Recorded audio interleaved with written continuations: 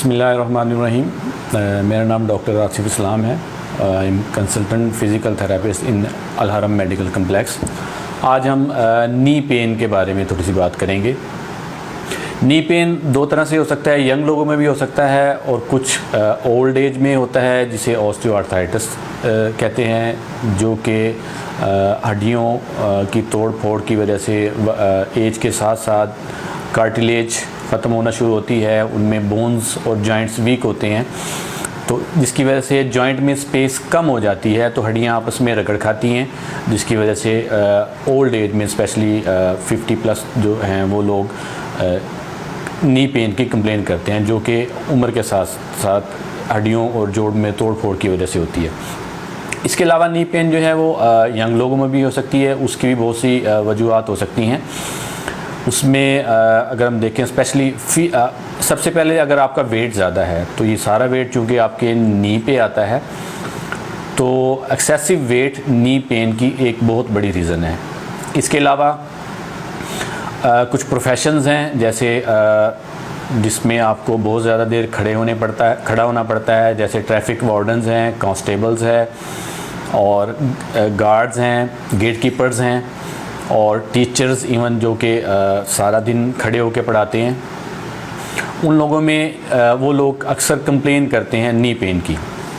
इसके अलावा बाज़ औक़ात जिस्म में कैल्शियम और विटामिन डी की कमी की वजह से भी नी पेन हो सकता है। इसी तरह बहुत सी ख़वातीन जो घरों में बच्चों की लुक आफ्टर के लिए, जिन्हें बार बार उठना बैठना पड़ता है, और इसके अलावा फिर कुकिंग के लिए, क्योंकि आजकल कुकिंग जो है वो मोस्टली वो स्टैंडिंग पोजीशन में होती है। अगर आपका वेट भी ज़्यादा है और आपको किचन में कई घंटे खड़ा होना पड़ता है, बच्चों की लुक आफ्टर के लिए भी फीमेल्स को स्पेशली बार बार उठना और बैठना पड़ता है ऊपर नीचे, तो उसकी वजह से फिर उनको नी पेन रह सकती है। तो उसमें जो कुछ जो सबसे पहली जो आप चीज़ जो कि नी पेन को कम करने के लिए कर सकते हैं, अगर आपका वेट ज़्यादा है तो सबसे पहले अपना वेट कम करें। तो उसमें वेट कम करने के लिए कुछ एक्सरसाइजेज भी होती हैं, लेकिन एक्सरसाइजेज का रोल वेट कम करने में ओनली 30 to 40% होगा। ज़्यादातर जो मेन रोल है इसमें आपके वेट कम करने के लिए वो डाइट का है। तो आप अपने डाइटिशियन से डाइट प्लान लें और प्लस एक्सरसाइज करें। एक्सरसाइज से आपके डेफिनेटली जो बॉडी में एक्सेसिव फ़ैट है वो यूटिलाइज होगी, कंज्यूम होगी, वो भी आपको वेट को कम करने में हेल्प करेगी। तो उसमें आप अगर एक्सीडेंटली लाइफस्टाइल गुजार रहे हैं जिसमें कोई आपकी हेल्दी एक्टिविटी नहीं है, जैसे वॉक या कोई एक्सरसाइज, ये आपकी लाइफ में लाजमी एक हिस्सा होना चाहिए। इसकी एक्सरसाइज और वॉक ना होने की वजह से बहुत से लोगों को बहुत सी प्रॉब्लम्स होती हैं, जिसमें जैसे घुटनों में, टखनों में, कमर में, गर्दन में, बहुत से जिस्म के किसी भी हिस्से में दर्द हो सकती है। सिंपल वॉक से आप अपनी जो हेल्थ है वो जनरल उसको मेंटेन रख सकते हैं। आपका ब्लड प्रेशर और शुगर ये चीज़ें भी मेंटेन रहती हैं। फिर जो लोग सिंपल वॉक करते हैं, सिंपल वॉक से ही बॉडी में कार्डियो प्रोटेक्टिव प्रोटीन्स पैदा होती हैं, जो कि आपको हार्ट अटैक से बचाती हैं। ये सिंपल वॉक की मैं आपको बता रहा हूँ। लेकिन अगर आप फिर एक्सरसाइज करें, लेकिन वॉक से ये नहीं होगा कि आपके नेक के, नी के या बैक के मसल स्ट्रॉन्ग होंगे, वो एक हद तक मेंटेन रहेंगे, एक्टिव रहेंगे। लेकिन अगर आपने अपने नेक, बैक या नी के मसल्स को स्ट्रॉन्ग करना है, तो उनके लिए इन्हीं रीजन की, इन्हीं मसल्स की स्पेसिफिक एक्सरसाइज जो आप अपने फिज़िकल थेरेपी से कंसल्ट करके उनसे एक्सरसाइज प्लान ले सकते हैं, उनको करें। वॉक और एक्सरसाइज आपकी रूटीन का एक लाजमी हिस्सा होना चाहिए। इसकी वजह से आप बहुत से प्रॉब्लम से बच सकते हैं। तो सिंपल जो नी पेन है उसमें मैंने आपको बताया वेट को कम करें, एक्सरसाइज करें और अपनी जो पोस्चर्स हैं, जो रूटीन है, उसको मॉडिफाई करें। जैसे मिसाल के तौर पे अगर किचन में बहुत ज़्यादा घंटे आपको खड़े होना पड़ता है, तो उसमें अच्छी जो हाइट के स्टूल्स हैं ऊंचे, वो आप यूज़ कर सकते हैं। उसमें आप कुछ देर के लिए उसके ऊपर बैठ जाएं, फिर खड़े होकर अपना काम कर लें, दोबारा से फिर बैठ जाएं। तो आपने अपने जो इसी तरह जो कांस्टेबल्स हैं, ट्रैफिक वार्डन्स हैं, वो भी कुछ अपना वेट कम करें अगर वेट ज़्यादा है, और अपनी पोजीशंस को मॉडिफाई कर सकते हैं, अपने मसल को स्ट्रॉन्ग करें, स्पेशली जो नी के मसल्स हैं उसमें कुछ एक्सरसाइजेज हैं जो आप कर सकते हैं जो आपके लिए सेफ़ हैं। सबके लिए नहीं हो सकती सेम, तो लेकिन ज़्यादातर लोग ये एक्सरसाइज कर सकते हैं जो कि उनको घुटनों को बहुत ज़्यादा फ़ायदा देगी।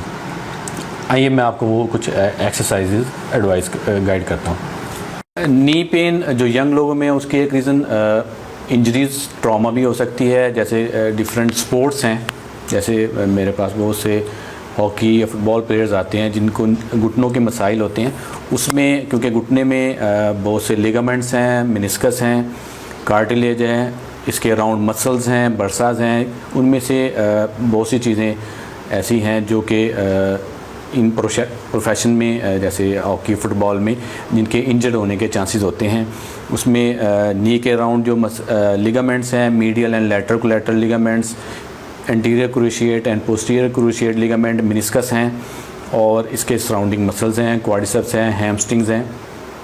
तो ये इंजरी में कोई भी मैकेनिज़्म ऑफ इंजरी पे डिपेंड करता है कि कौन से मसल्स या स्ट्रक्चर डैमेज हो सकते हैं, तो उनमें भी बेस लाइन में सिंपली ये एक्सरसाइज आप कर सकते हैं।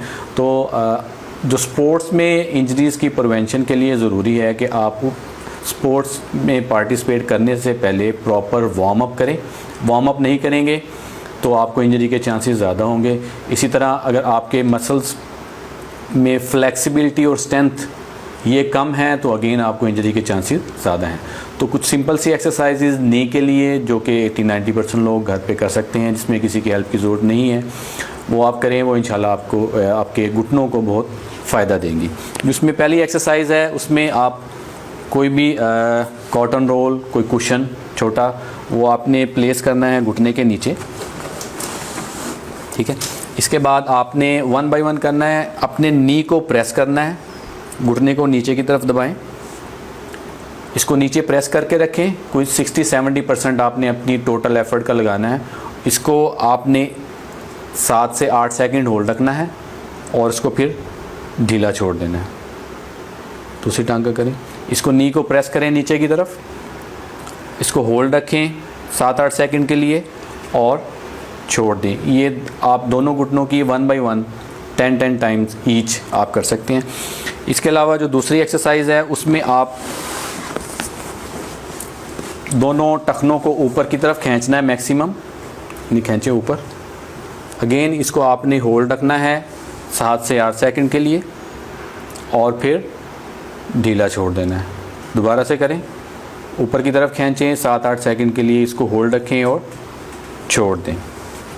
थर्ड जो एक्सरसाइज है वो आप इसमें दोनों घुटने बेंड करें। घुटने के बाद आप दरमियान में कोई कुशन भी रख सकते हैं, कोई पिलो प्लेस कर सकते हैं, या आप जैसे बॉल है, बॉल को प्लेस करके इसमें आपने दोनों घुटनों से अंदर की तरफ ज़ोर लगाना है, बॉल को स्क्वीज़ करना है। इसको भी आपने कम से कम 5 सेकंड होल्ड रखना है और उसके बाद आपने ढीला छोड़ना है। दोबारा से आपने अंदर की तरफ ज़ोर लगाना है, स्क्वीज़ करना है बॉल को 5 सेकंड के लिए और फिर छोड़ देना है। इसके अलावा एक सीटिंग में एक्सरसाइज मैं आपको बता देता हूँ, बैठे थे।